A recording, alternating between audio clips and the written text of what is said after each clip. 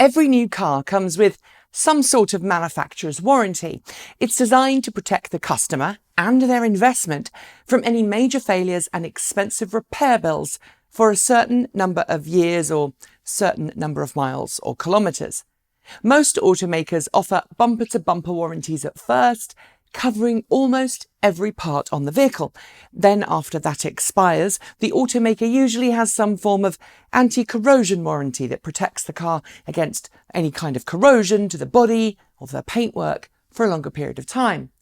And if you're talking about an electric car, it's usual for the powertrain to have its own warranty, covering the traction battery pack, the charger, inverter, and the drive motors, as long as you don't do anything egregious to your car in terms of modifications, or as long as you follow the manufacturer's recommendations when it comes to maintenance and care, and you don't try to use it for something it wasn't intended for, you'll likely find yourself covered under warranty, as long as you haven't reached the time or odometer limit, obviously. So when our feed blew up this morning with a tale of a Model 3 owner who was being asked to pay $45,000 to replace parts on his car because he voided the warranty, we had to take a look. And we're glad we did, because the peculiarities of this case highlight what is and isn't okay when it comes to modification. And hopefully we can use it as a bit of a jump-off point for anyone wanting to modify their car or curious about what their warranty covers. Enter Canadian YouTuber Michael, aka Lowlife Duramax. He just changed his name to Lowlife Mike, and his Tesla Model 3 Standard Range Plus. A couple of weeks ago, he fitted custom-made rear-wheel tracks to his Model 3 to give it better capabilities off-road in the snow, essentially removing the rear wheels and replacing them with custom-made mini tank tracks. After making the video and getting featured in several other videos, one of which included some serious burnouts, both in the parking lot and on the public highway, and one included putting a train horn on the vehicle in question, said Model 3 broke down and was taken to the local Tesla service centre.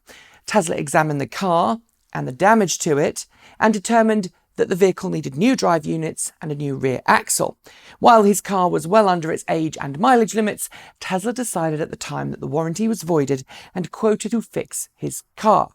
It was this which caused Michael to tweet to Elon Musk and started the whole social media ball rolling, stating that the motor was, quote, weak, and the motor, which was designed to last 1 million miles, should have dealt with the abuse he gave it.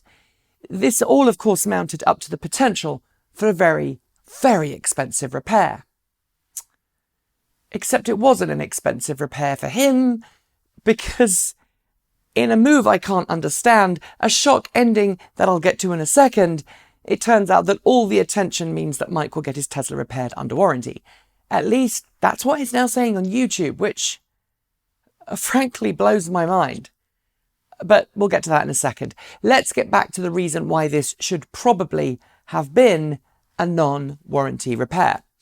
You see, the Magnuson-Moss Warranty Act of 1975 in the US was written to tackle companies that would get around their published warranties by making strange and vague exceptions to customer complaints and repair requests, both in the automotive and in other industries. I'm not going to get into the full details of it here because it would take an entire video, probably an hour or more. But the pertinent bits here are that a customer under US federal law is allowed to fit custom parts to their vehicle, and it won't void the vehicle warranty immediately. What's more, if you, as an owner, do something to your car, like fit an aftermarket part, and then your car breaks, the automaker must prove that the act of you fitting the part is what ultimately caused the failure that you're trying to claim for under warranty. And that must be done before your warranty claim is denied. In this particular case, Michael and his Model 3 are in Canada, though, which isn't covered by the law I just mentioned. However, and I am no legal expert, I believe Canada has a similar law in each of its provinces, in which a similar onus is on the automaker to prove that third-party parts caused the damage. And for that matter, many, many other countries around the world do similar things. That's the first strike to the warranty claim here. But the second thing is this. It's pretty easy to argue that both in the snow, track fitting, and in subsequent videos, especially the drifting one, the Model 3 in question was heavily abused, misused, and thus gives Tesla an easy out of its warranty. Except it didn't. And again, more on that in a second. You see, misuse isn't covered by the Magnuson-Moss Warranty Act, or any similar act anywhere else in the world. Even something like taking your car off-road when it's not designed to be can cause your warranty to be invalidated. And would guess, in his case, making a Model 3, a car that was never designed to off-road, turning that into a snowmobile shouldn't be covered under warranty. For what it's worth, the same would be true for any major modification to any vehicle, electric or otherwise. And that means that someone like Simone Yertz, who turns a sedan into a pickup, is similarly voiding their warranty. With that over, let's look at what may or may not be okay when it comes to your vehicle and the modifications that you might have made to it. But before I go on, let's just have the usual disclaimer. I'm not a legal expert, so don't take anything I say here as legal advice, nor do I know the rule in every single country around the world. So I am making generalizations, and you should probably, no, definitely check your local laws before you do anything to your vehicle. If you're doing minor modifications to your car, like putting on new alloy wheels, for example, though, you're likely not going to run afoul of any problems with the warranty, as long as those wheels aren't tank tracks, of course. The same is true of suspension mods. As long as your suspension mods are appropriate to the vehicle, in line to what was originally broadly designed for the vehicle, and doesn't make any major modifications to how the vehicle actually operates, you're probably going to be okay. So lowering kits, etc. aren't going to usually void your warranty, unless that kit damages the steering system, changes it, or drags your car so low to the ground that, I don't know, you scrape the battery box and damage the battery pack or cause a fire. Hacking the car's computer system? Well, that is a little more extreme, and yes, you'd likely be voiding a warranty, especially if it got your car to do things that it wasn't designed to do.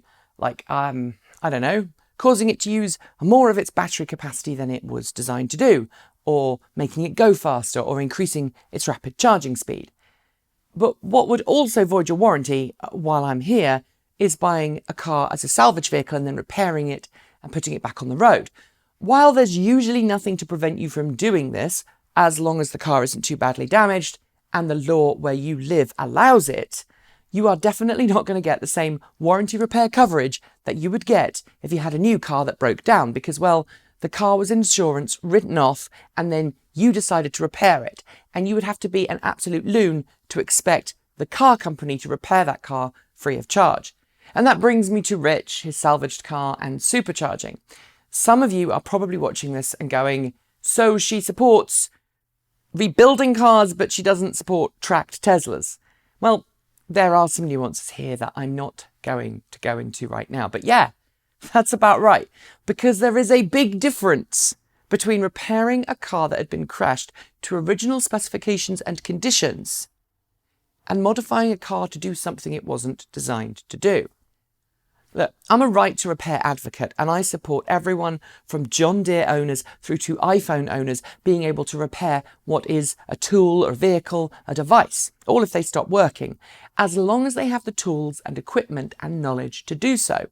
In the case of Rich and many of his friends who repair salvage cars, they're doing so with the fully understanding that they have no warranty repair and, for the most part, are seeking to repair vehicles with accident damage back to a functional state using like-for-like parts. For any other vehicle than a Tesla, where parts are readily available to owner enthusiasts, they would likely be pattern or new parts from the automaker. For Tesla enthusiasts where parts aren't available, though, that's often where the problems start. And frankly, I'd rather still see Tesla offer rebuilt salvage cars the ability to be officially recertified by a Tesla engineer and then allow them to use supercharging. But that's a different video. I would also appreciate Tesla offering spare parts, but that's another different video. So let's loop back to the final modification so many of us can do, which is adding a tow hitch. Can we actually void our warranty by doing that? It depends on where you live and what local laws are. In some countries, it would be forbidden if your electric car didn't have official approval by government agencies to tow as a new vehicle. Then you would be breaking the law and most certainly voiding your warranty. But in other markets, it's more nuanced. Here in the US, for example, tow hitches are generally viewed as a no big problem, but it's about shades of grey rather than black and white. Let's not forget that earlier disclaimer too, so don't come to me if you do put a tow hitch on and then break your car. So where do we start? It's also about use. If I took my Bolt EV out, a car which is out of its bumper-to-bumper warranty, but which still has its drivetrain and battery pack warranty, and I towed a, £5,000-10,000 load that caused the motor to burn out or the controller to fail, and then I would probably be voiding my warranty, especially if the act of towing that heavy thing was what caused something to fail. But if I had a tow hitch and I used it sensibly, sensible size loads for the vehicle, and a failure occurred when it wasn't being used for towing, well, then it would be on the dealership and the automaker to prove I'd screwed my car's drivetrain by towing or putting a hitch on. And because I know someone will ask, let's look at my car and the issues I had with it last year. The squeak on the suspension that just wouldn't go away and is still being investigated. Well, it appeared before we made any mods, i.e. put a tow hitch on, and was intermittent before the warranty period expired. While GM didn't honour the warranty claim, the local dealership did the work anyway, because they remember me talking to them about it before I fell out of warranty. And they also did it as a goodwill gesture. Did they do it because I'm a YouTuber?